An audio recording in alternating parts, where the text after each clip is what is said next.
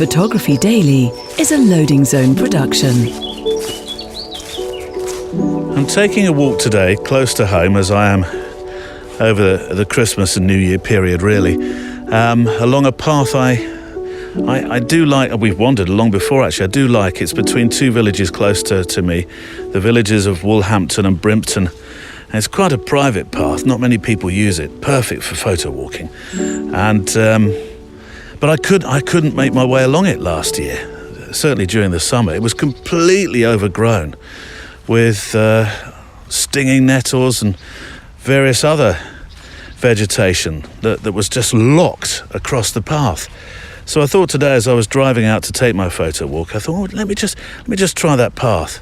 And here I am walking along it. It's almost like everything's, I don't know, it's all gone. There's no sign of what blocked the way at all. So I'm using that for my photo walk today. I'll make some pictures shortly.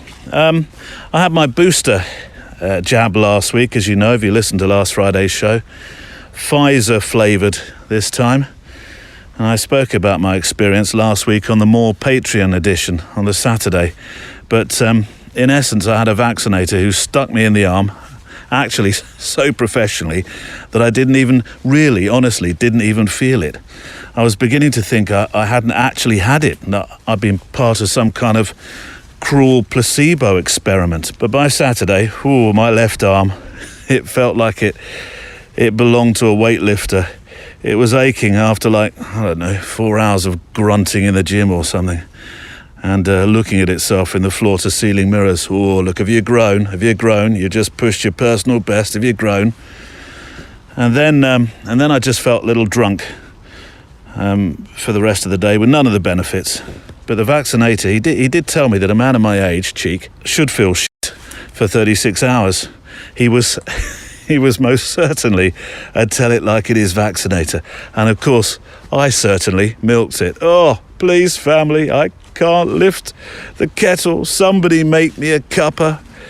Prise off the lid to the Garibaldi tin. So, 24 hours later, though, my wife had her booster as part of an afternoon out with a friend. Such are the times. They took in a film. They went for a bite to eat at the local sushi joint, then queued up together to get their jab. But being of stronger I can handle anything they throw at me stature, she felt no ill effects and went on to score a hat-trick in her football match Sunday afternoon. Times we live in, huh? But I'm always aware we have the healthcare system keeping a watchful eye over our well-being, whatever politics and feelings you have over being jabbed and looked after during this time.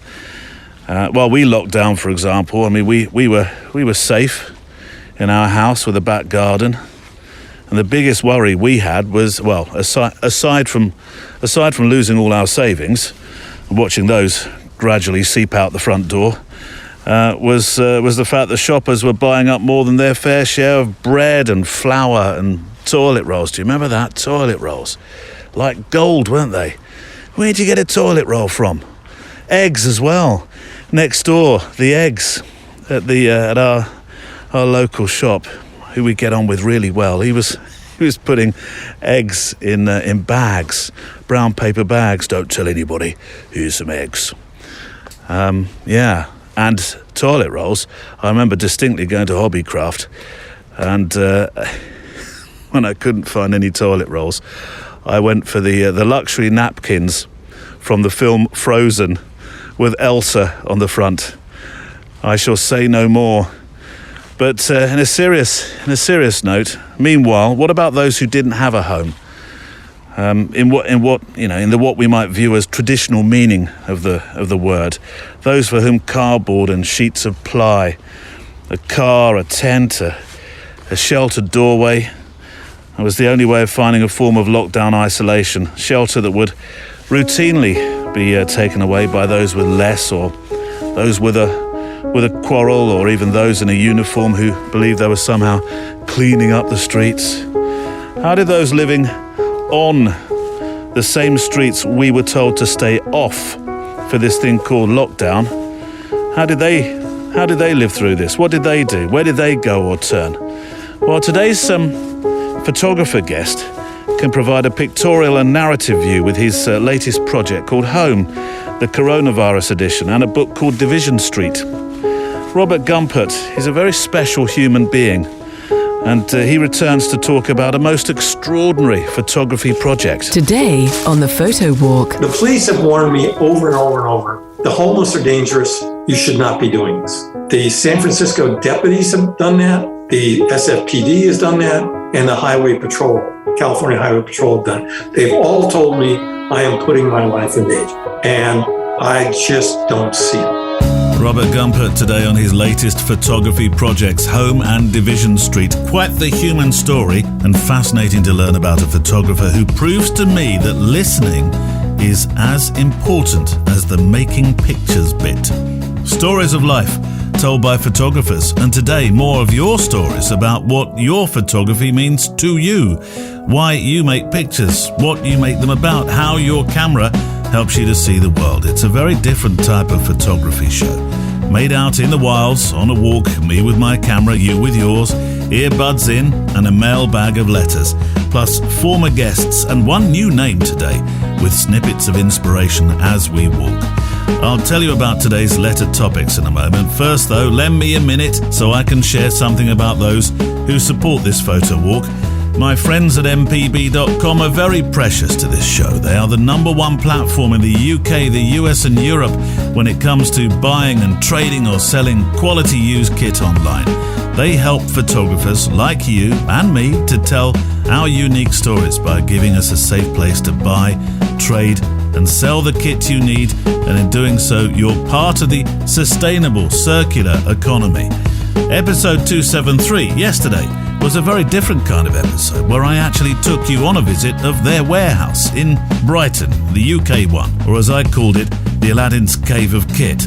So sell the kits you're not using, trade it in for the kit you need to create, buy used, spend less and get more. Go to mpb.com. Our patrons too are so precious with your generous and thoughtful help to keep the show ticking, and I have something to reveal later. 'Tis the season to share after all.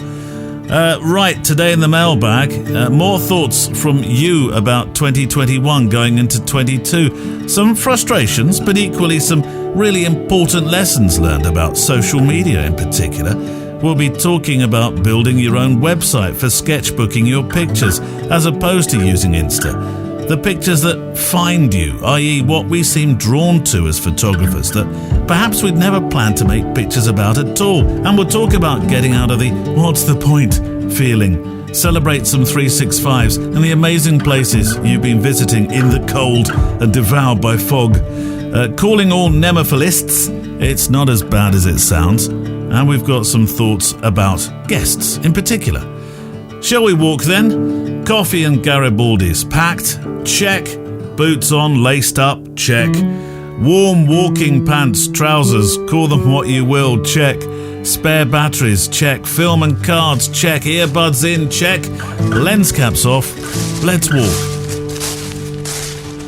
One of the hardest things when you go on a photo walk, well for me, making a weekly photo walk and being mindful of the fact I need to return a few images myself, sketchbook out the walk that I took, is that a lot of my walks end up being paths, and it is a challenge sometimes to do something that's a bit different for the show page. So I'm thinking I either get lots of pictures of the path, or I perhaps have a sub-theme here and look at all these wonderful, gnarly trees and some of the branches and things that have come down in the recent, looks like the recent storm that we had, to get some pictures of those. I think I might do my sub-theme today. I'm using the X100V. Let's start with this. There's some real gnarly trunks here, and I'm going to get a picture of this. So where am I? I'm at shutter speed 100th, ISO 800, f4.5. There we go, another one of those. I shall be keeping my eye out for interesting, well here's one again, interesting gnarl I was about to say, and I've come across one here that's got ivy weaving strangling the stump of this tree. Yeah, let's see how they come out. Let's start our walk this week by taking two of your letters. What you thought of 2021 and what you're looking forward to or planning to do with your picture making in 2022. Two letters that have a differing view of the year that we're about to kick out the back door with a size 9 chucker boot. And we'll start with Andrew Hardacre in Hong Kong land, who says, "'Twas the second year of the plague that went by the name of COVID." And Neil asked, 2021, what do you think of it so far? Rubbish, I replied in true pantomime style. There seem to be two themes running through my photographic output for the year, says Andrew. I'm slowly building up a portfolio of my granddaughter. She fits almost neatly into a year, being born on November 28th, and I've documented her journey from 2 to 3. I can think of nothing better to offset the unrelenting, inexorable grind of the COVID variations. Nothing to do with Elgar. Clever, Andrew. Very clever. I'm also slowly building a portfolio of black and white documentary images too. I'm finally committed to the rangefinder and I feel more in control. I don't even have a zoom lens for my camera, primes only now. I've spent countless hours pounding the streets of my local neighbourhood, morning, noon and night. I finally convinced myself to keep my shutter speed at minimum 1/250th unless shooting for a specific effect. I stopped shooting wide open because I can, and I finally accepted the advice to use the ISO as the third and completing item in the exposure triangle. As someone remarked, you pay for these incredible sensors that shoot happily at 12,800 and you faff about at 1,600 because you're worried about digital noise. Use what you pay for. He says, I do now. And that was about it, says Andrew, a true annus horribilis for the world. But for the patrons of PD, there was weekly solace, compassion and wisdom, and Tesco willing, a packet of Garibaldi's. See, I shall finish, he says, with a quote from the great philosopher Elwood P. Dowd. I've wrestled with reality for 35 years, Doctor, and I'm happy to state I finally won out over it. Thank you, Andrew. And in case you're thinking, the great philosopher, Elwood P. Dowd, who? He is, he's an eccentric film character played by James Stewart from the days films were only in black and white. The world was in black and white. And Elwood, in this film, had a best friend, an invisible 6 foot, 3.5 inch tall white rabbit called Harvey. He spends most of his time taking this invisible rabbit around town, drinking with his furry friend at various bars and introducing Harvey to almost every single person he meets. With great puzzlement, it's said, to strangers, I should think so. Here, meet my rabbit. Where? You can see him, he's huge, look at him. 6'3.5". Do you know, Andrew, I think if I'd have had an invisible 6'3.5" rabbit, who I could spend the year talking to at times, the world around me may just have seemed a bit more normal. And then this from Jens Roder, who seems to have had a different experience of the past year. He says some interesting things about social media, and Insta in particular, which I dare say may strike a chord. It certainly did with me. So from Denmark land, hi Neil. You asked for mails summarising the achievements of 2021. That sounds very businesslike. Summarise, please, for me, crew. With regards to photography, well, 2021 has been something special. This is the year when I finally got to grips with the fact that my photography primarily is for me. Hallelujah. It is, of course, nice when people say great things about my work on social, but in the end, I'm the only person who really needs to be happy about what I do. I've accepted that not many people see my stuff on social media, so I've stopped posting on Instagram and worrying about it. It was, by the sound of it, Jens, it was exhausting for you. I realised that if you don't feed the so-called algorithm and post all the time for the sake of posting, the number of eyes on your work is low. And I don't want to work according to building an algorithm. It doesn't make me happy. So now I photograph several times a week, And if I'm generally happy with my work, I dump it to sketches.roda.dk. Do not worry, you don't have to write that down quickly. I'll pop that on the show page today.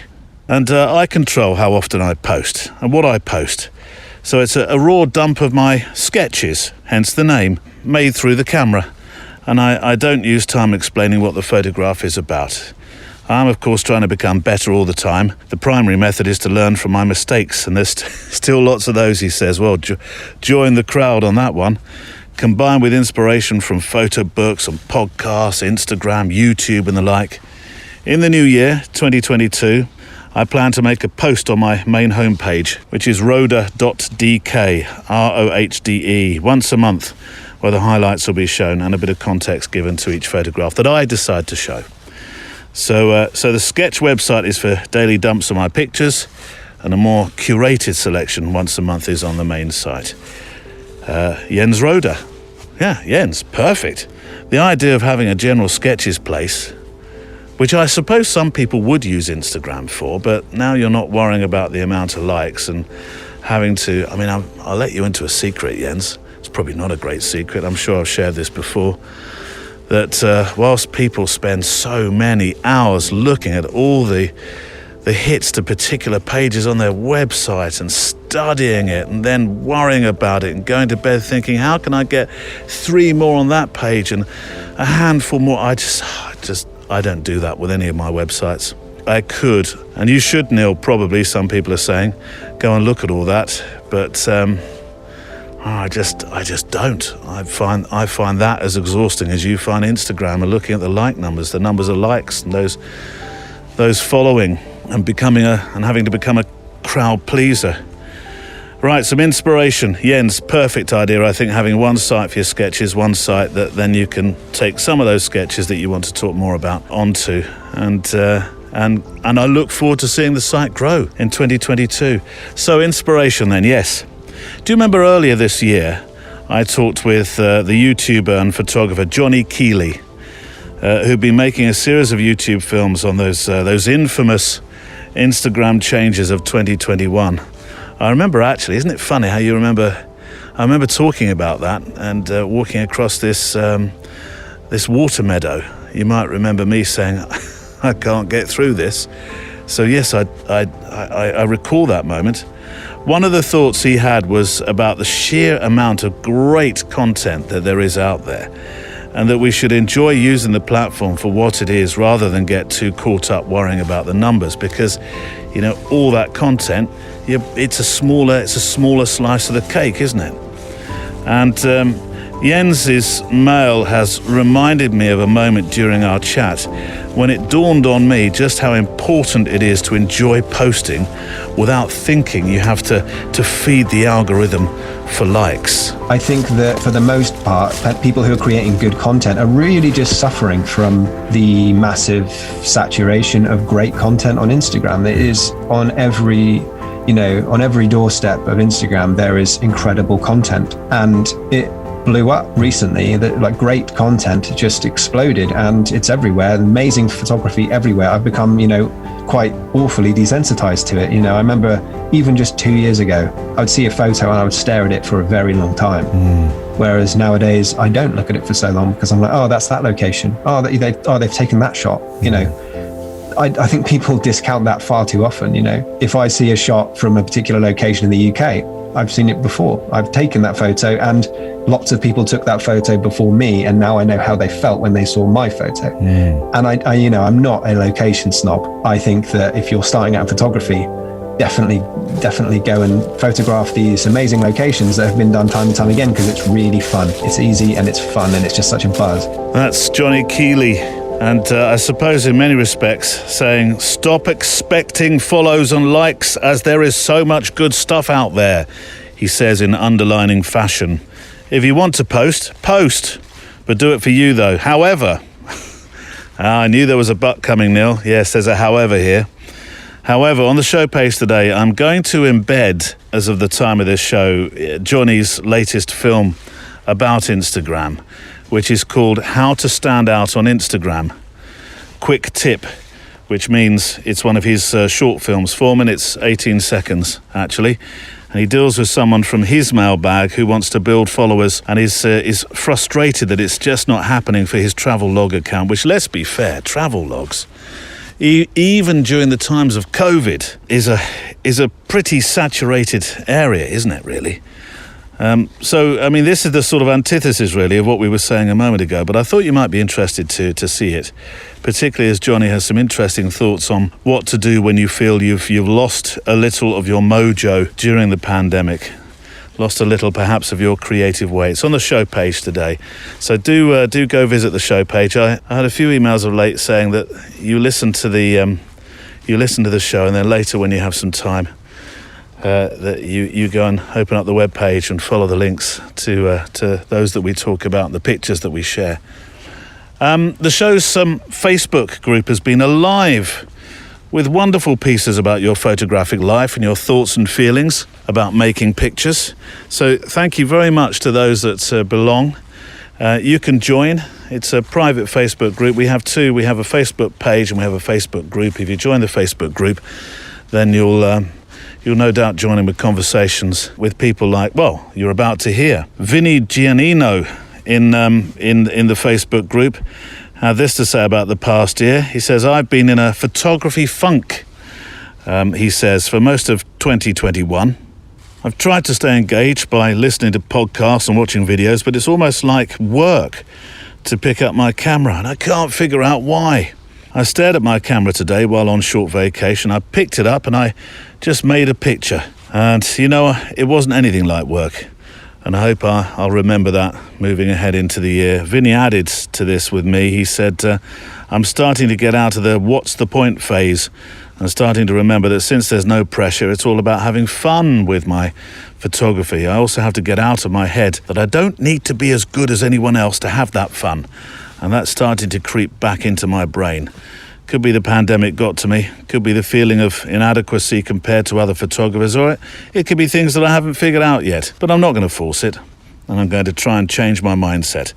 It's not supposed to be a chore, taking photos. Hear, hear, bravo, hallelujah, second hallelujah in a show.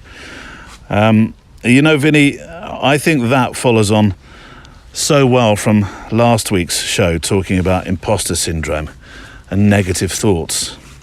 What was it Peter Langman said so pertinently well in his piece last week that I read out whilst on my walk? He said, what to do, sort of, found me. I.e. sometimes we're trying too hard and the answers will come to you. As George Lucas might write, you must unlearn what you have learned and you will see differently. How about, Neil? Are you about to lift an X-Wing fighter from a swamp? I could be getting a little tenuous now, but you know what I mean. Thanks very much for your post. And Vinny, of course, is in that Facebook group, and that's the kind of stuff that we're talking about, you know, helping each other, talking about our photography, helping each other through the doldrums sometimes, and those moments where you think, oh, have I lost my mojo? What am I doing wrong? Is it me? Here's one from Miranda Remington. It took me a moment to get what she means by the title to this, but, you know, I think it's inspired. Dash cam, says Miranda, dash cam, as she shared some glorious pictures of dogs just being dogs looking out of car windows. I think we can all agree, says Miranda, we have a thing or a concept that we gravitate towards photographing. Something we just can't help ourselves from lifting our lens to. Perhaps it's a perfect dead tree. Oh, Miranda, you're speaking to me. There's me today looking for gnarly trees, stumps, sort of a side project to my photo walk today. Instead of just giving you pictures of the path I walked along, trying to find interesting stuff amongst the trees that I pass as I go. So yes, so it could be a perfect dead tree or a dimly lit gas station at 3 a.m. or maybe it's capturing that moment when a hint of azure blue rears itself up from a folding wave at sunset. Miranda, if I had some sort of omnipotent gong that I could now call upon for a poetic Zen moment, you'd be hearing it. And then there are those images that always seem to find us. Those bits of life that speak to us in a language that we know and understand, ones that seek us out and lay our path for the taking. as if some mystical dash cam, you see, here's the dash cam bit, as if some mystical dash cam has been placed in our hands. I have a few that qualify in this category, but one subject has accumulated in such a way it's nearly a book in want of publishing. I don't aim, she says, to photograph dogs, but for some reason I happen to find them in some of the most delightfully unguarded moments. No staging involved, nor have I ever set out with any intention of capturing them on any given day. Most of the time, they just simply appear, unannounced, unscripted, ready for me to chronicle them at a moment's notice, in less than 10 frames and often in less than 10 seconds. And she shared a few close encounters, and then asked the question, so I must ask, what photographs always seem to find you? Good question. I think it's a pretty good theme going into 2022 with a Photowalk. What seems to float your photographic boat that perhaps you just didn't expect to or necessarily went looking for? And, I'm reminded instantly of Sean Tucker's new film, or one of his latest, I think maybe he's had another since, about the amazing dog photography of Ben Burfitt, who has, by the way, the best humorous Instagram profile name, @actsofdog. Get it? Tickled me. Here's a man who left the regular workplace, his 9 to 5, to become a mature student in university and learn photography. And then serendipity and the fact his partner started a dog walking business. What do you know? He was drawn, like Miranda says, to make these delightful pictures, these sort of likewise unguarded moments of dogs just being dogs. And a business, or certainly a website and Instagram, was born. So I reached out to Sean, actually, because I asked if we could play a clip of Ben's film, because I think Miranda's thoughts and Ben's words here are so well jigsawed and matched. And I will be sure to link to Ben's and Sean's work on the show page today. I tried to avoid any kind of sort of man-made infrastructure.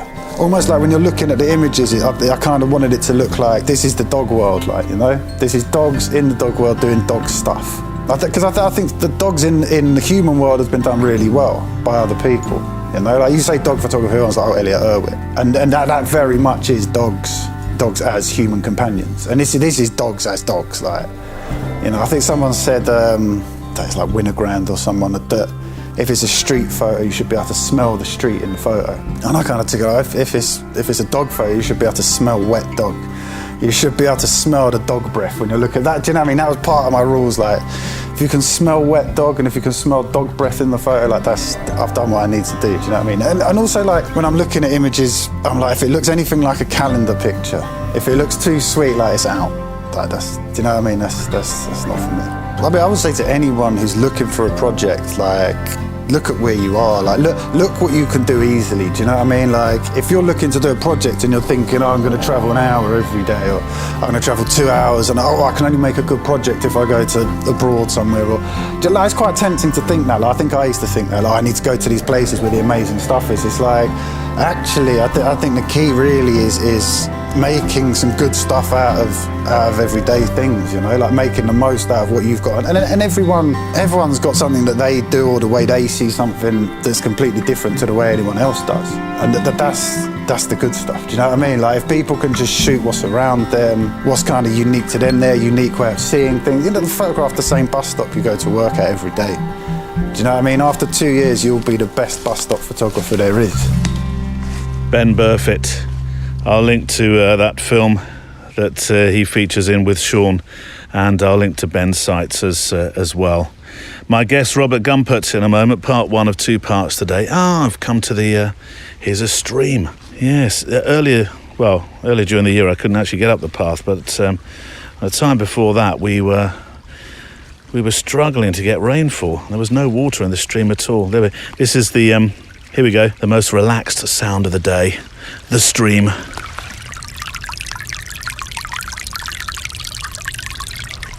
I could park myself up here with a chair, little seat, Garibaldi's, coffee, listen to that all day long. Let me draw attention to the 365 feature, which is going really well. Thank you to all those that are taking part in it. 365, my 365 is slightly different to the 365s that are about to start up, and I do think in the Facebook group there'll be an invite actually to join in with Eric Delorme's one, hopefully, by the time I read this and he's gotten around to posting. But he has a slightly more, well, not slightly more, definitely more purist approach to it, starting in the new year, and you'll be posting every single day. But our 365 is a very much a community one on our website, putting the daily into the photography daily, giving you a chance, an opportunity to join in with a 365 without thinking, I haven't got one for tomorrow, I better get out there.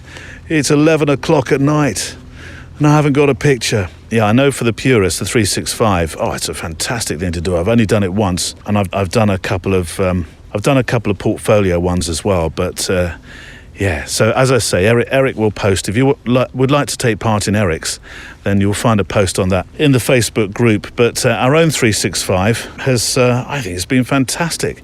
Thank you very much to those sending in pictures. And they're all around the world, so it's fabulous to see where you are in the world and what you're photographing. Weather, of course, changes quite a lot between hemispheres. And I'd like to draw attention to a couple of entries in particular, which I meant to do last week. So this one is sort of a week old-ish. But image number 99 in our 365 was from Helen Fennell. It was a car with wonderful rain droplets reflecting the lights from shop store frontage by the looks of it. It was a parked car, but Helen was walking by it with a camera, and it became our 99th 365. But for her, it was another in a project called Scenes from a Commute that she's recently started working on. Helen says, I started the project when I returned to commuting after a long break of nearly 7 years of working from home. I now have a 40-minute walk each way to the station each day and use the time to snap things as I go, and I'm finding it rather liberating. I use a small compact camera on my phone and just practice seeing, with no expectation of taking anything worthy or good. This shot of reflections in a car was taken on my morning walk to catch the train, and I just loved the colours. Yeah, they are fantastic. I did as well, Helen. It worked absolutely perfectly. So go to the website, photographydaily.show, go to the Community 365, number 99, and that'll be Helen's picture. And do you remember a few weeks ago, Helen was the photographer who'd received a gift from her husband wrapped in 120-roll film backing, a rather unique and some might say expensive way of wrapping a prezi. But I found out, we didn't know what was in the gift, did we? She showed us the gift. I think we put it on the show page as well, wrapped in this roll in the backing paper, but left out what was in the gift. I found out, she said, it was, drum roll, a Fujifilm X10. David, my husband, she said, thought an XF10 would make the photographic commute a little nicer without adding any weight to the bag. He's a star, isn't he? He is indeed, Helen. I'm in love with him too. Then Philip Osmond, who sent in his first 365, and I made that one, image number 100 in the collection. I like a round number, so to me it seemed quite an event, the 100th in this 365 series. And the picture he's made is a wonderfully Potteresque image of a building. You could imagine this down Diagon Alley. I absolutely loved it. But it was interesting, particularly after last week's show talking about confidence, to read what Philip wrote. I've been holding back sending anything for this project due to feeling my pictures are just snapshots. There are some stunning images from some really talented photographers on display. Anyway, I went for a walk around our town of St Neots in Cambridgeshire last week with my trusty X100V. See? Snap! We are X100V twins. I've always walked past this old house and never really taken much notice of it, but the way the light hit it made me stop and look. I'm intrigued as to who owns it. How did it fall into such disrepair and other such questions? And I rather like this photo. So neck on the block, here it is. No need to place heads on any blocks. It was everything, Philip, that the 100th image should have been. And because it was moody and in contrast terms, the sort of texture you could drink in, as Robin Bell said a few weeks ago, I absolutely loved it. So that's why it was image number 100. And then this from Jason Foley, who is number 103 in the 365. If you go to the tab on the website again, he sent what he describes would be his album cover picture if he should ever become a rock star. Well, you never know. You know, rock music is beautifully littered with those that are working in the 9 to 5, and the next minute they're playing Wembley, sort of. My own brush with a band. Sorry, I'm digressing. But it came in a pub called the John O'Gaunt, next to the tax office in Hertford. Both now demolished. I was more bothered about one than the other, as you could probably imagine. The day they tore the saloon bar down, that was it for me. That was my rock and roll career over. Anyway, Jason describes on the 365 feature number 103, which was the Sunday just gone, actually, why happy accidents in our photography can be truly inspiring when you're trying to make one thing, but it opens your eyes to something even better. In this case, some long exposure nighttime photography with an LED that became a light painting self-portrait. It's fantastic. I won't do it justice by trying to explain it to you here, so please go look. Go on the website. And if you'd like to send your own 365 in, I would be delighted to receive it. Send them to the email address, which is studio@photographydaily.show. 2,000 pixels on the wide side, please. And for this feature, you're welcome to send in some links to your Instagram and your website. Please remember to do that each time you send one in, even if you sent one before. Just remind me of the website you want me to go to. But please, if you can, remember not to watermark them for this particular feature. So it's time for our guest. Well, this is not so much a photography interview than a conversation with a photographer about a subject that we're all very aware of as photographers, because we see it. It's all around us, but it depends if we want to see it. Some people are better at seeing this than others. And I had a girlfriend, for instance, many, many moons ago now, who decided at this particular time of year, our time was better spent in Birmingham and sometimes London, taking blankets to folk in biting temperatures of mid-December than going to the parties that we would otherwise probably have gone to. But I tell you what, after today's conversation, I'm going to carry a spare set of socks on me always. All will become apparent soon. Robert Gumpert, as I said at the head of the show, a very special human. He's been making photo stories of those whose voices would not always be heard were it not for someone essentially giving them life's megaphone, pictorially and audibly, actually. The last time we talked, it was about the time that he'd spent with a camera in county jails making portraits and recording audio stories of those behind bars, which is fascinating work. It really was. And today, well, he's finished a photographic book on the division in society and is working continually on a project called Home, which looks at what life during coronavirus has been like for those who are living on the street without a home. Which actually, being homeless or without a home has many connotations, as you're about to find out. We're not going to talk f-stops, we're not talking cameras.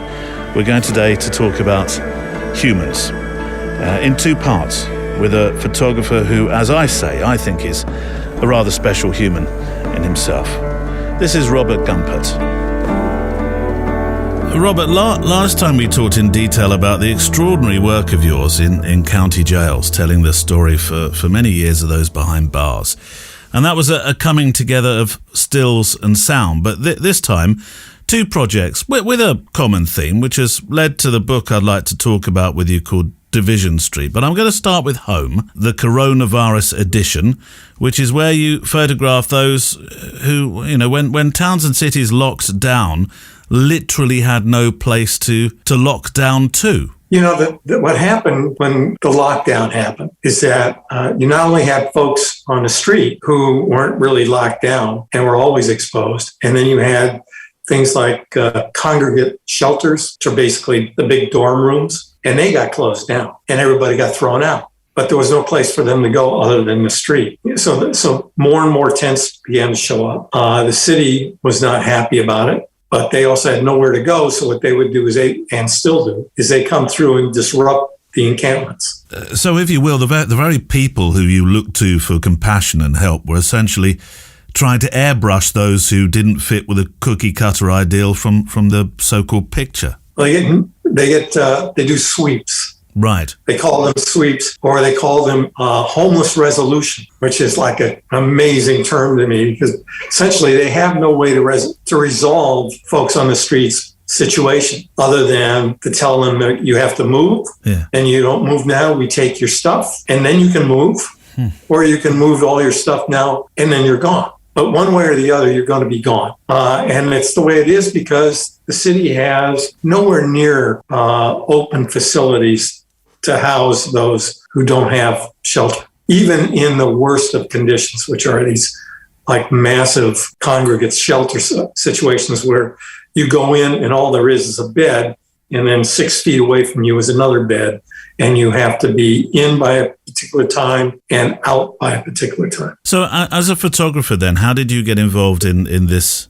story then, Robert? What was it that drew you to it? I know that you have a radar for social injustice, but this particular story. I think that I had a long period of being under contract, and by the end of that time period, I didn't feel like I really could photograph anymore.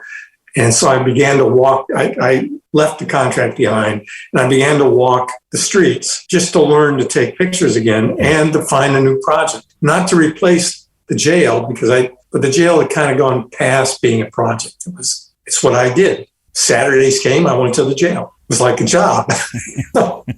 So I started walking the streets, and the first thing that struck me was, San Francisco's had homeless folks for a long, long time. But the first thing that struck me was how many and how awful the situations looked. And I'm of an age that when I was growing up, you didn't see homeless people on the street and think, oh, that's just the way it is. If you saw folks on the street who were unhoused, you thought something's wrong. Not necessarily with them, but with something. There's a crack in the way the society is functioning, and these folks are falling through. Now, there's so many on the street that nobody particularly notices. And if they do notice, it's only to tell the city has gone to the dogs. Yeah. I can't tell you how many times I hear this kind of statement. San Francisco isn't what it used to be. It's not a nice town anymore. There's homeless people everywhere. There's crime. There's shit on the street. And we want it to go back to the way it was. Well, and it never occurs to people that the town is so expensive and so inhuman in the way we treat folks who aren't making a lot of money, that maybe that's why there's homeless folks on the street. Do you think many people are blind to the homeless? I mean, as you say, as you start to walk the streets and you see it even more. I think that people have become blind. I think that people will do what they can to avoid it. They are certainly afraid. People are afraid of homeless. And the homeless get blamed for a lot of stuff. It's a rough society. The homeless will tell you that. But I've done it now for 6 years. And while I fully expect at some point somebody's going to get upset and challenge me, it hasn't happened yet. Now, I would imagine your personal security is something you must think about. I know that you've been warned from the street by those in uniform who question what you do. They're not happy, that's for sure. We're photographers. But that's not a free get-out-of-jail card when it comes to explaining what you do to those who may take exception to being photographed, or the law who don't want your work to be the picture postcard of their city. No, of course not. But we're photographers.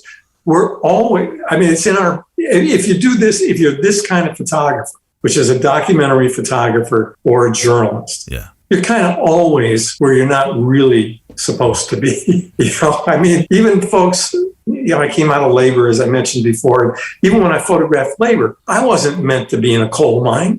So that's part of the nature of the business. And you learn if you're doing this job well, and this is true whether you have a camera or not. If you're doing it well, you kind of learn there are little flags that pop up. It's like the poker player who's looking around trying to see where the tells are so they know when they can bet and when they shouldn't be betting, when they're bluffing and when they're not. I was out the other day and there was a nice photograph, and it was a place that was way out of the way. It was near an off-ramp and some railroad tracks. And I was with somebody that I go out with often. And there was a guy there that we noticed who was doing something. I think he was setting up some sort of a water system for himself. And there was just something about him. And I know this is what we both said to ourselves. No, we should just stand back a little bit and just be on our way. And it wasn't anything he did he wasn't overtly hostile, but he made it really plain he did not want to be spoken to. He didn't want to be approached. No. And so we didn't.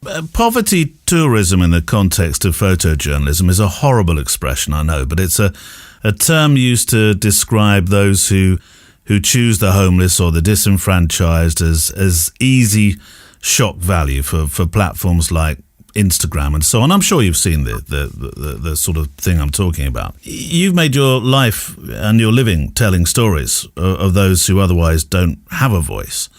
How do you avoid the trap, Robert? Because you seem to of sensationalist poverty tourist photographs that are gratuitously made. Well, I've grappled with this. I think it's a couple of things. First off, I do believe that if we went where many people want us to go in terms of this kind of work, then most of it would never be done, either by me or people that are acceptable or not acceptable. It just wouldn't be done. But that said, I think one of the reasons that my work seems to fit in here, that I don't get that challenged about it, is that it just has to do with the way you treat people, I think, Eugene Smith once said that his first responsibility was to the people he photographed. I believe that. I think that Smith believed it. I think that people like McCullen believed it. I believe that I should never take from people what they have. And I believe that almost everybody has a certain amount of dignity, a certain amount of pride, and I'm not going to take that away. So I try to find a way to photograph, especially with the portraits, that fits into that. So I'm also committed to letting people have their say.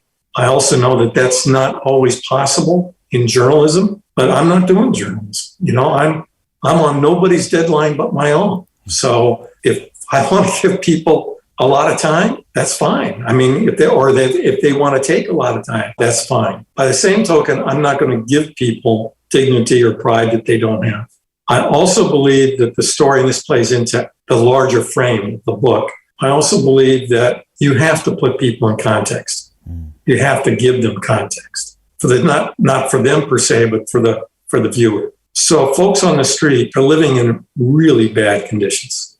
I have to show them. I don't have to make a big thing of it. It doesn't have to become the main focus, but I have to show that. I have to show that drugs are on the street. So in the book, I think 2 or 3 photos of drugs, only one of people using. But that's out of 119 or 20 images. That's all there is. But I would have been remiss. To me, it would have damaged what I was trying to say. So that's why they're there. Just like if I could have gotten photos of San Francisco that were really straight up about the wealth, I would have jumped at it, because that's really what this book is about. This book is about the wealth of San Francisco versus living in that wealth when you don't have anything. There's 2 projects at play here, of course, that are interconnected. There's the book Division Street, which is about the extremity, the chasm between the have and the have-not, the wealth and the complete reverse of that. And then Home, which tells the story of those living without what most would consider home during a pandemic. Which one came first? So Division Street started first. That was just photographing on the street. I did portraits on the street because I like doing portraits. It's an outgrowth of the jail stuff. And I interviewed people because I like talking to people. I didn't want to just come up and, take your picture. I wanted to interact. I was curious, and still am, about all sorts of aspects of whatever situation I'm photographing. So in the case of the unhoused, I'm interested in how their life works in that situation. And I started off by, I didn't know what questions to ask. They have to be certain. In the jail, it was, tell me a story. You couldn't get more general than that. But on the street, I thought, I really need to ask something a little more specific, but I'm not good at follow-up questions. So I needed open-ended stuff. Yeah. So I started by asking people, what does home mean to you? then would follow up with a few questions here and there. And that's how it started. Let me take a moment to highlight some of the people in your home project. I was reading Brandy Erickson's story next to the portrait you made, and she was very firm about her fears of interactions with men. And I wonder how you gain the trust of those that you wanted to speak with. I mean, I know you said you give people dignity, but how do you gain the trust of those who clearly have developed this sort of street savvy sense, and I would imagine have become reasonably adept at cementing a wall when people ask too many questions? First of all, I'm not asking a lot of questions, but to your bigger question, I have no idea. I'm not entirely sure what it is. I mean, I've honed a not very aggressive facade. I think that I make it very plain to people. I explain very clearly what I'm doing. Part of it now is that I've been around a long time, so people know me, or at least somebody in that area knows me. Maybe it's that when I asked if they would be willing to do it, I explain what I'm doing. I explain how it's going to be used, because, we have to get releases. So I get these verbal releases on tape. And then if I detect any hesitancy, I will ask them and I did this in the jail as well, that if you have any hesitancy, you should not talk to me. And if all they want to do is take a picture, they can do that, and they'll get copies because I hand out photos. Or if they're willing to talk, but they don't want to take a picture, that's okay too. I want to come back to your interactions with authority as a storyteller, the police in particular. You have one photograph that sat ethically and morally very awkwardly with me. Not the picture, but what was happening. A police officer engaged in something called downsizing, where a uniform would essentially decide what you need as somebody living on the street and what you could do without, like somebody coming into your home and telling you that stuff in the corner over there, you don't need that, so let me downsize for your own good. Now, I can't see into this shelter this person has built for themselves on the street, and I'm not an expert. I'm a commentator remarking upon a procedure which looks to me like it could possibly suck the last ounce of self-respect or pride or privacy from you. There's a whole ream of procedures that the police are supposed to go through. And the Department of Public Works, where the people that come by with the big crusher trucks and take stuff.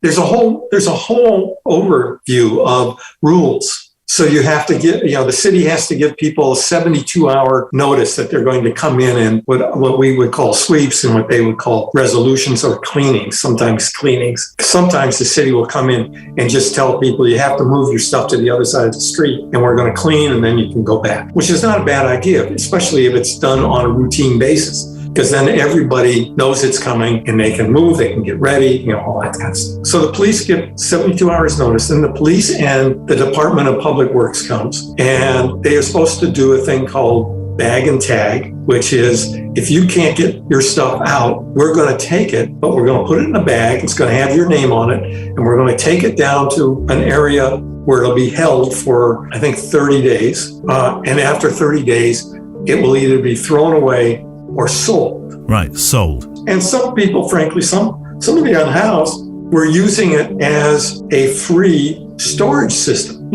So they would go down and get their stuff, which is how they found out that, in fact, their stuff was being sold after a few days or stolen, because that's happened too by DPW, or just thrown away completely.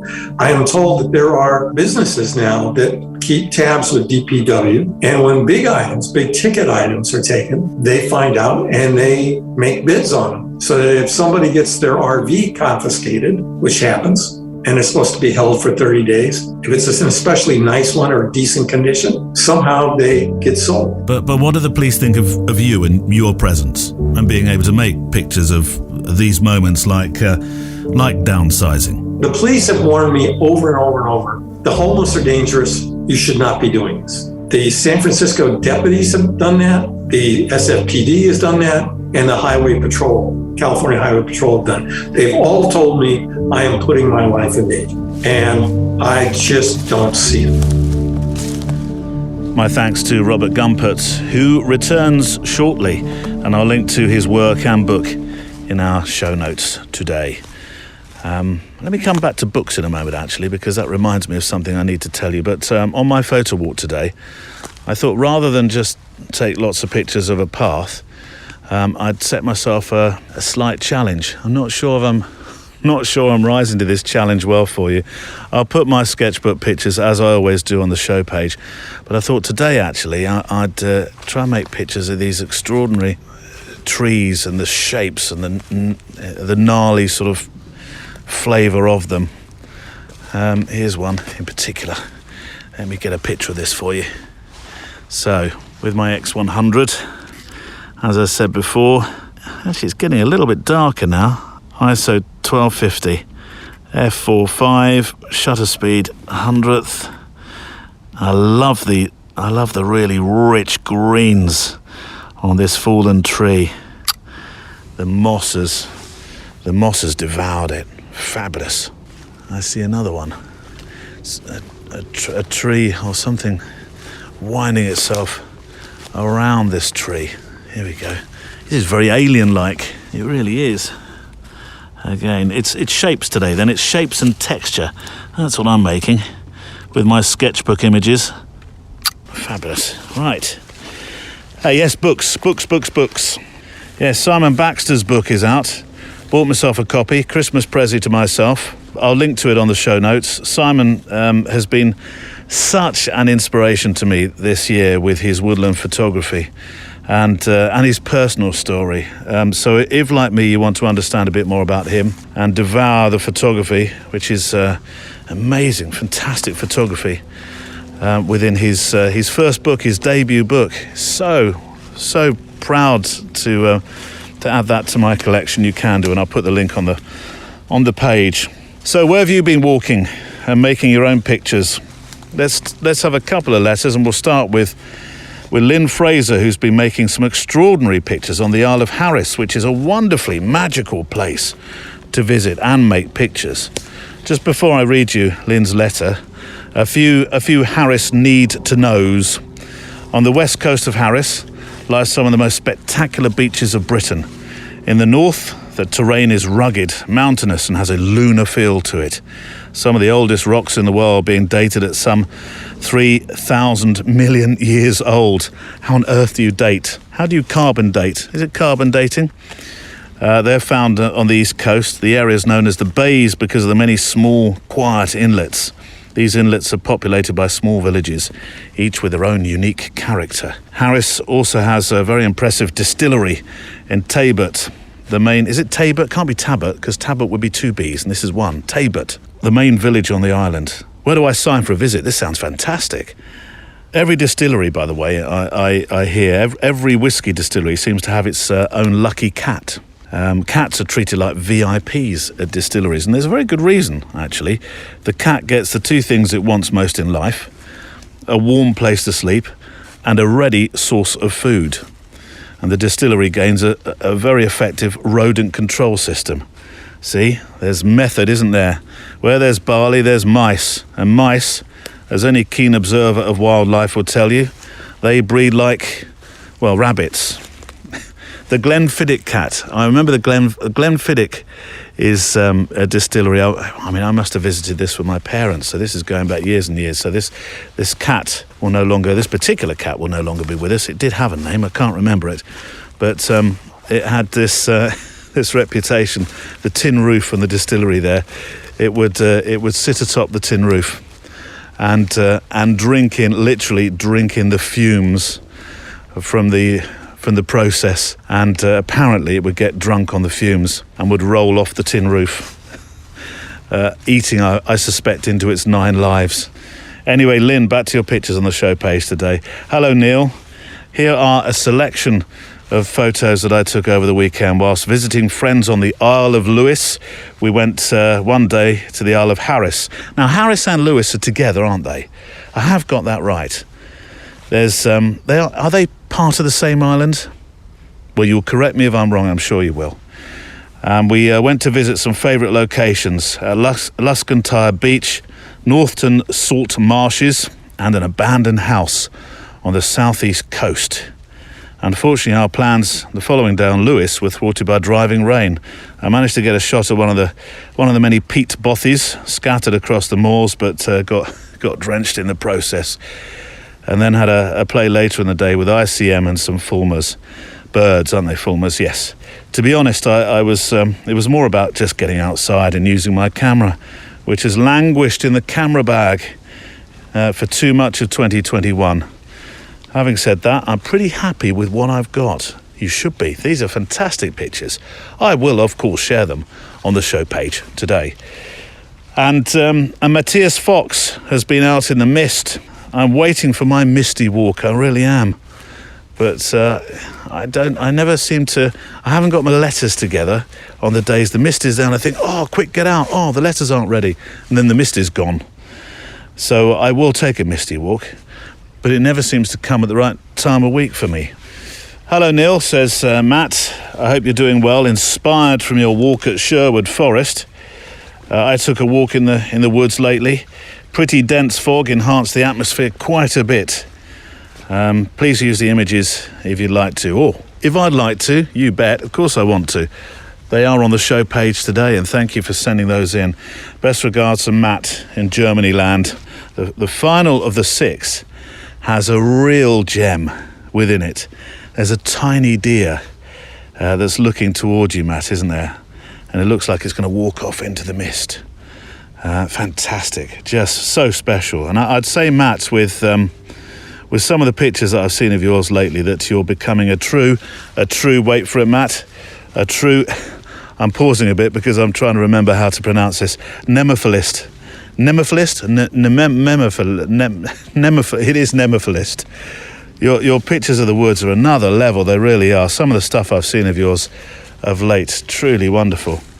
So inspiration. Well, I'm going to play you a few moments from woodland photographer and nemophilist Simon Baxter.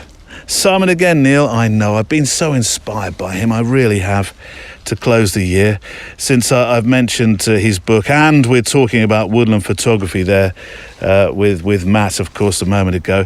So if you haven't heard the episode, and we've talked about it much of late, including last week, I know. Simon used his woodland photography to ease his fight with chronic pain. He goes into it a bit more here.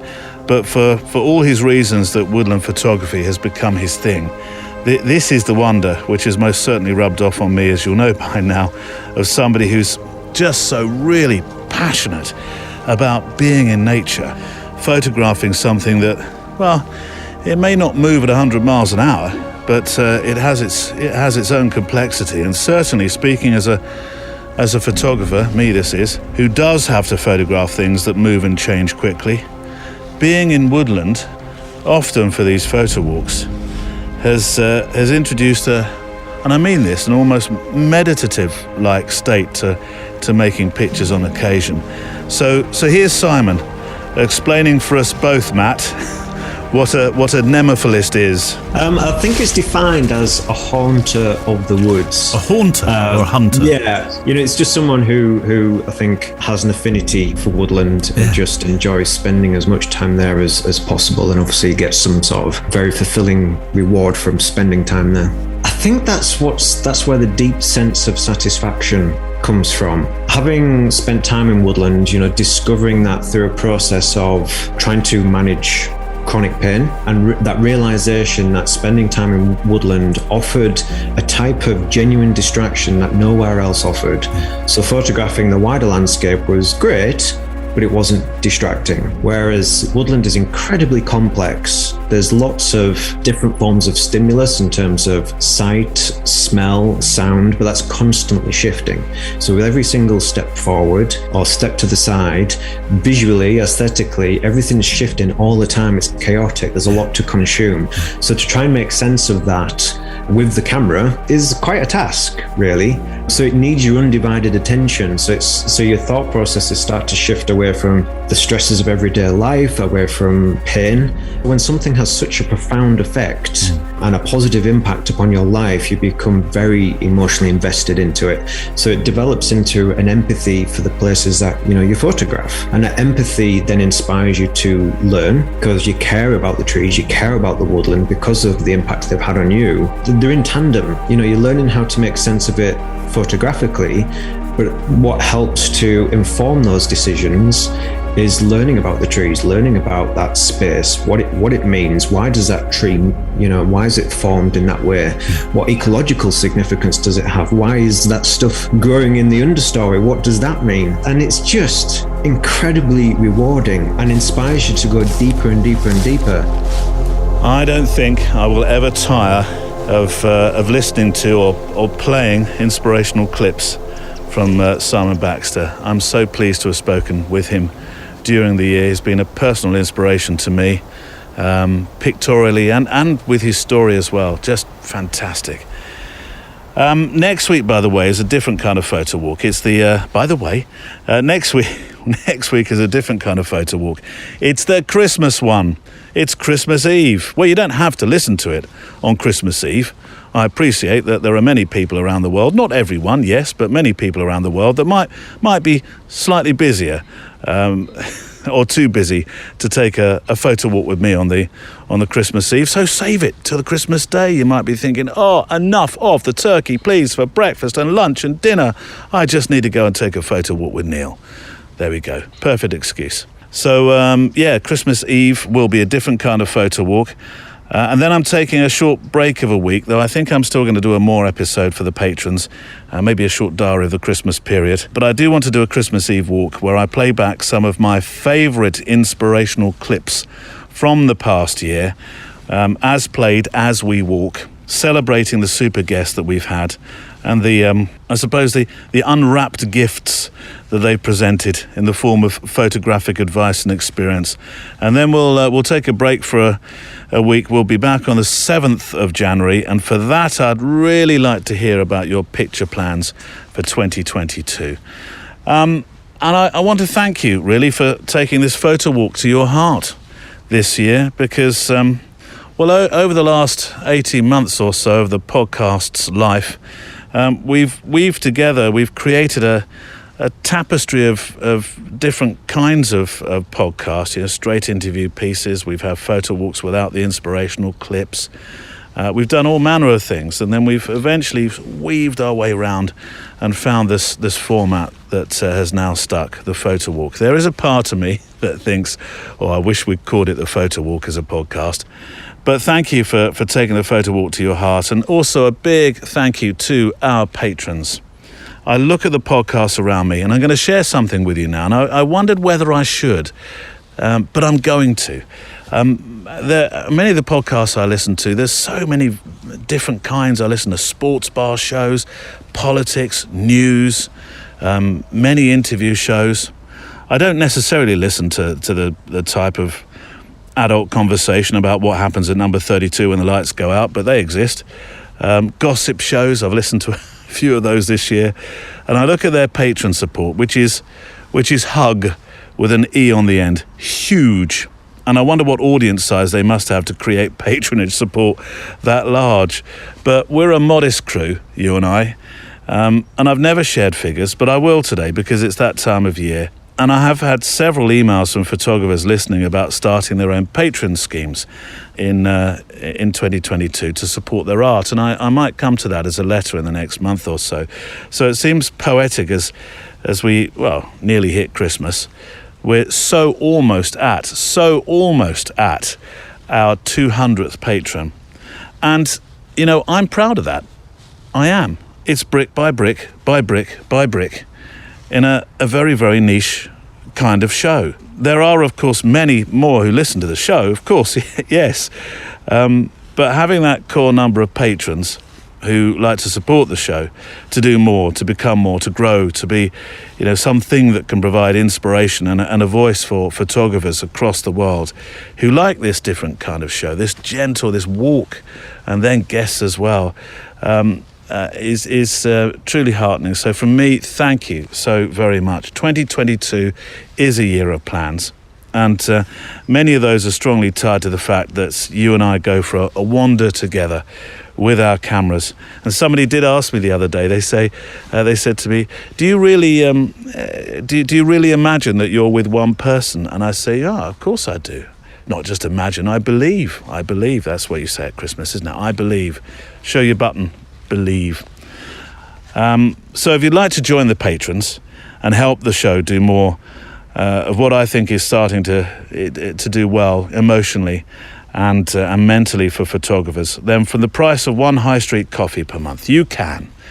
And if you'd like to support, but you never go into figurative high street coffee shops, then there's another way you can help, and that's by sharing the show.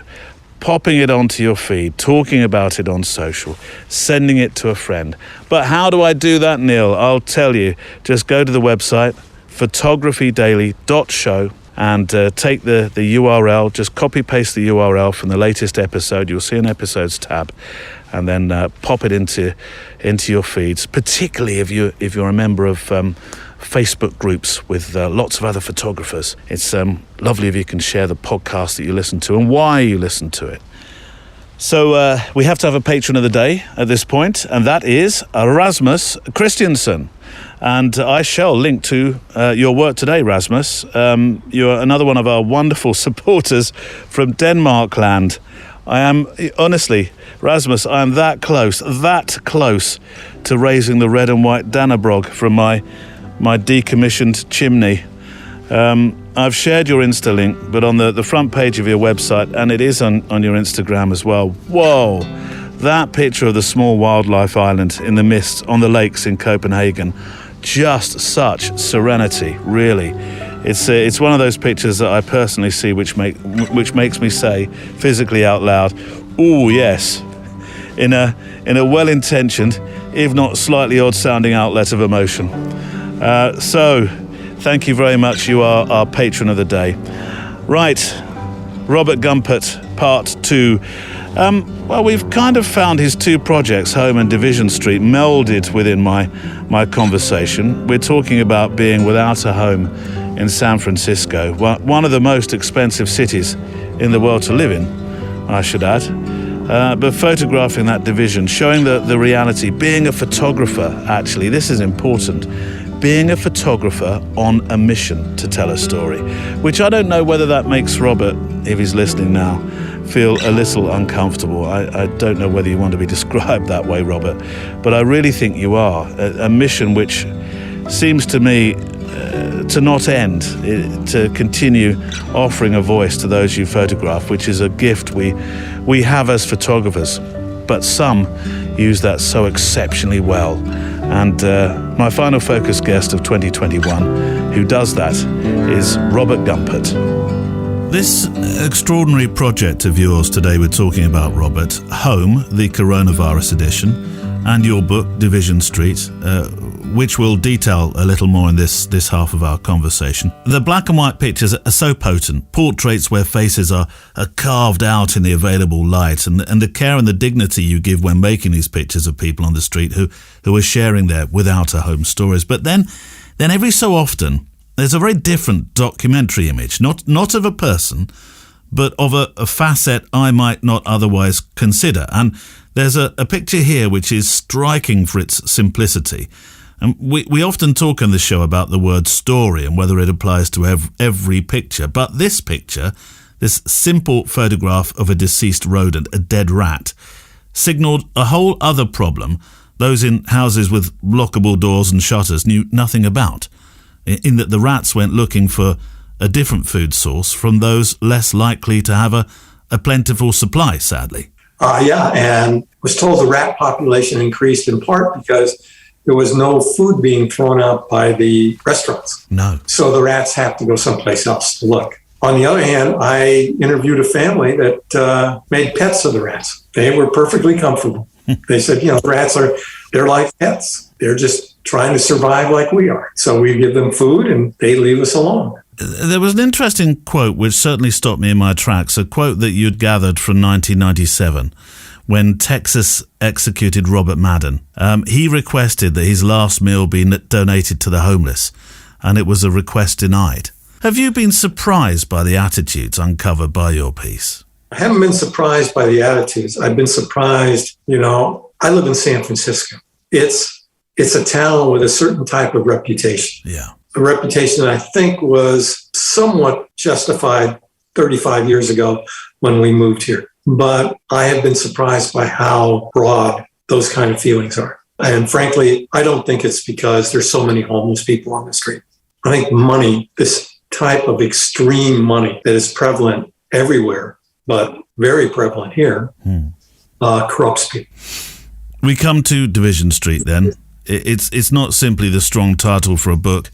It's a real living street name, isn't it? Yeah. Tell me about Division Street, because it's a real place. It exists. What is it? Division Street is in about 2016 when San Francisco hosted the Super Bowl, as many cities do. You're going to have this massive influx of tourists, and the city did not want all its unhoused and everything else to be that visible. So they decided they'd move them. And Division Street is a street that runs underneath a freeway, most of it. There's an elevated freeway. Yeah. And it's a somewhat industrial, or once industrial area that was mixed use. And there's some housing, especially now, there's more housing. And so this was one of the places that the unhoused were actually told by the police, you have to move, go to Division Street. So they did. And then when I came and started walking around and went to Division Street, because it's close to my home, there were, maybe I'm exaggerating, but it seemed like there were hundreds of tents. And the thing about Division Street that's twofold is, one, Division Street is actually very short. It's only like 4 or 5 blocks, and then it turns into 13th Street. And Division Street in the east dead ends into Soma, which is the central area of startups, of all that startup money, of VC money and different websites and software and all the support stuff that comes around it, like fancy food, all that kind of stuff. Yeah. And then within 2 blocks, the encampment started. And then it runs west for a mile or 2. Yeah. And so I looked at it and thought, and I came late to this, in the sense of when it showed up. And so I came along and I looked down, and the city marks on the sidewalk the name of the street. And I looked down and I saw the name, Division Street. And I looked up, and there were all these tents. And then in the east, the startups. And at that particular moment, there were also maybe 25, 30 journalists. And I thought, somebody has got to see this. Somebody's got to make this connection. And they didn't. They never did. Because you're living cheap by a jowl, as you said, with all these tech companies. Not so far away, really, from this is the 6th most wealthy man in the world, Mark Zuckerberg. Yes, there's a quote. I started collecting quotes on the street. Yeah, and a quote. I was walking down 7th Street once several years ago, and 7th Street was an area that at one point had a thing they called Box City, and it was a bunch of boxes that people had and put up next to the railroad tracks, between the railroad tracks and the street. Yeah. Even somebody had put up that this was Box City, zip code XXX. And I was walking along the street, and there was a guy on his phone, and he said, he's just talking away on his phone, and he all of a sudden says, well, there's only a $750,000 buy-in. And I thought, you're on a public street talking on your phone, making it quite plain, you have quite a bit of money. It was just this sum, and this is like many years ago. So it was just this sum of money that he was casually talking about. And across the street, there are people who essentially had nothing. It's the invisibility of those without a home, because you expect it to be a story about those living in, as you just said, cardboard city of one kind or another.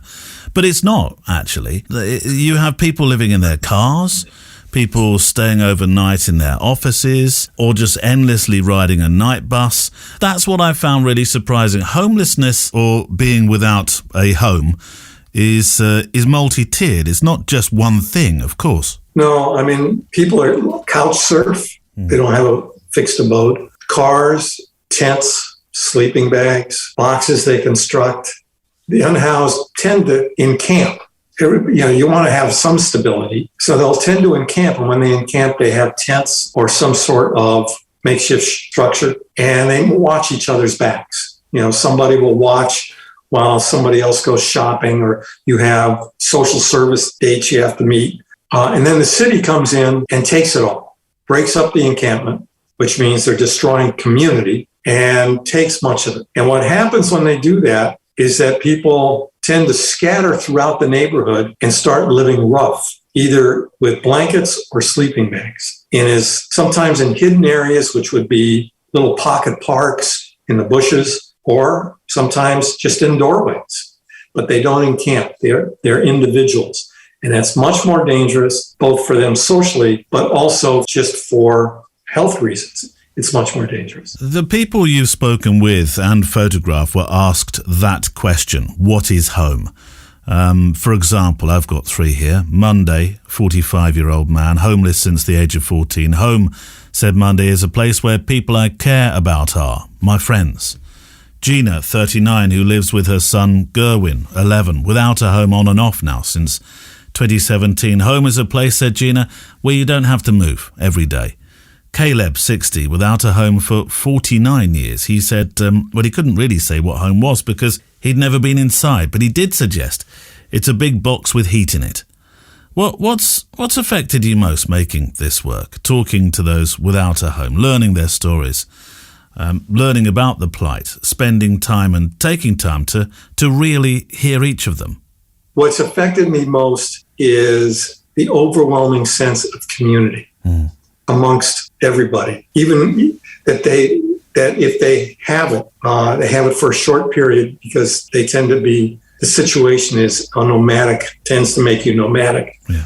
But community, it's really important to them. They try to foster it in a way which I think much of this country has lost, doesn't see as important. So that was the thing. That's what's moved me the most. I mean, resilience of people. I mean, in the positive sense, the resilience of people. In the negative sense, just how little it takes from folks like me to elicit a grateful response. I mean, I give out socks, whether I take pictures or not.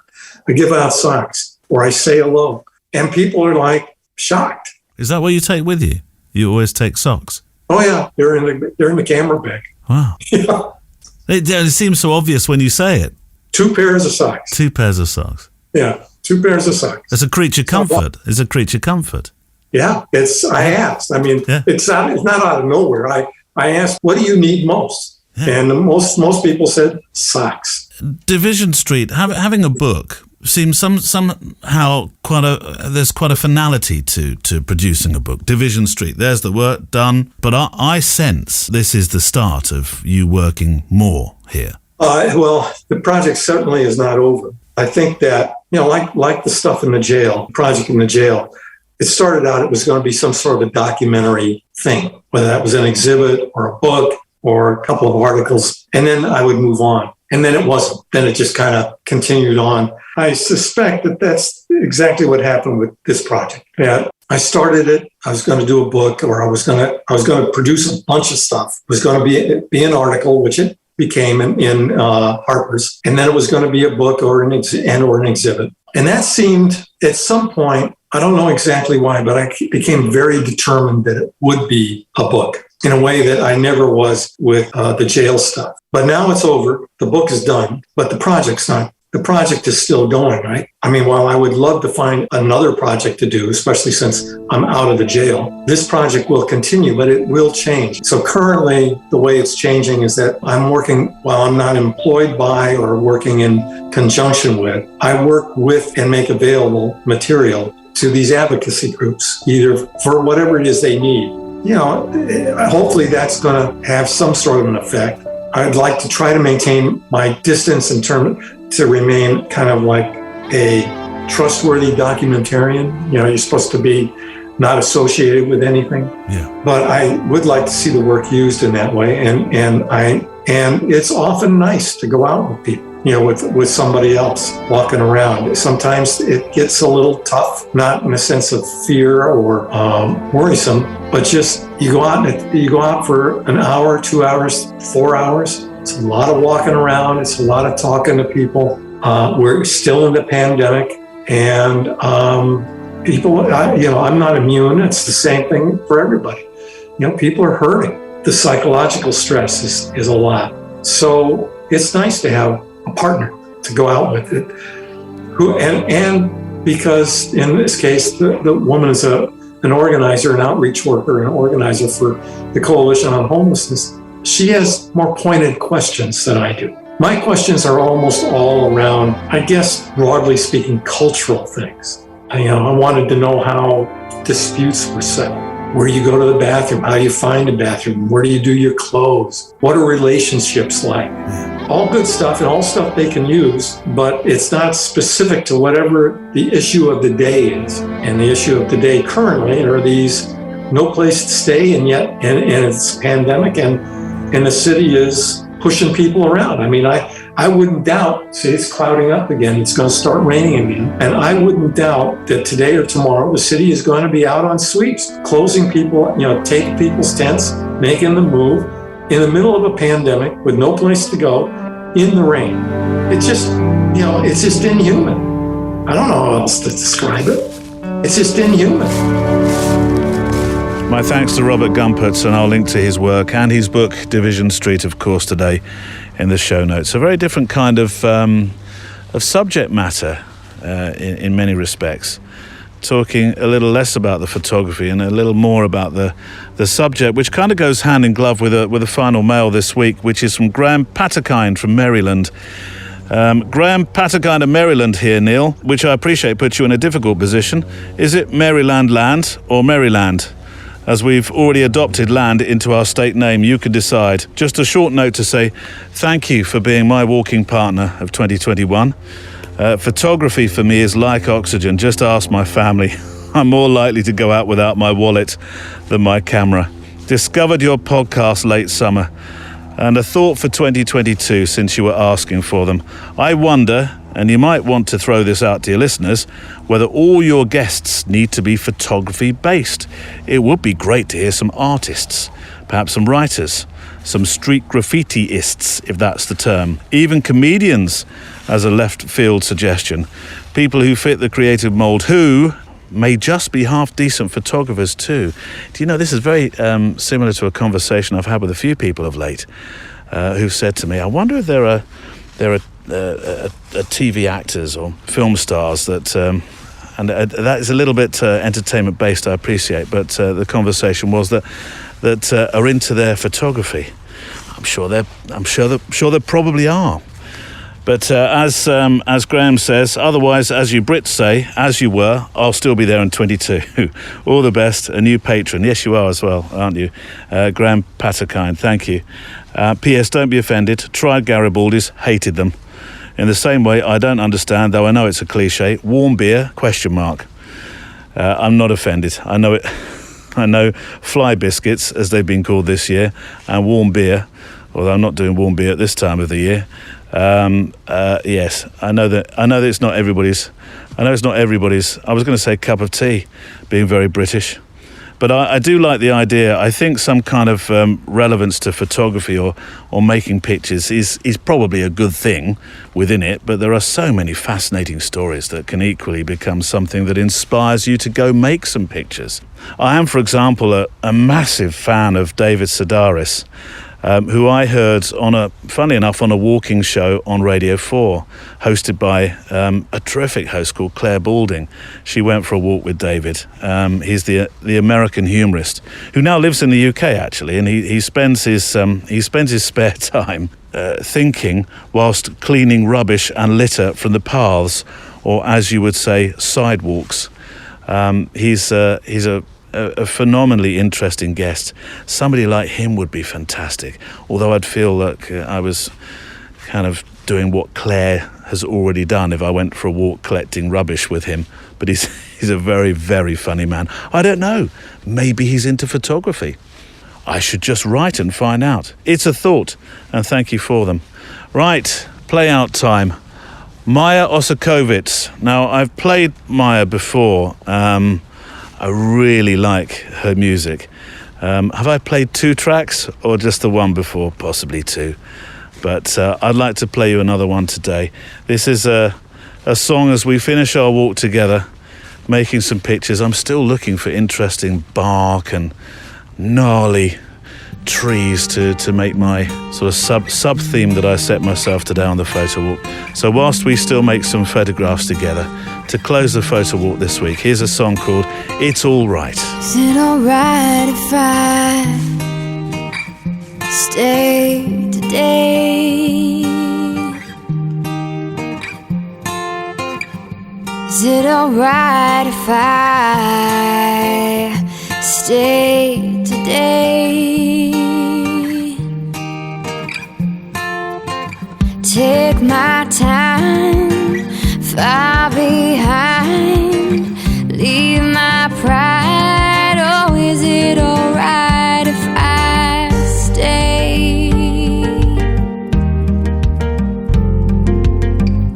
Is it alright if we just stay today? Is it alright? 'Cause I wish we could just stay. Take our time, far behind, leave our pride. Oh, is it alright if we stay? Is it alright if I decide but change my mind? Is that okay? Is it alright if I don't wanna feel obliged in any way? Is it alright if I waste my time and I lead myself to a mistake? When I roll on by, I won't ask why, I'll just accept and walk away.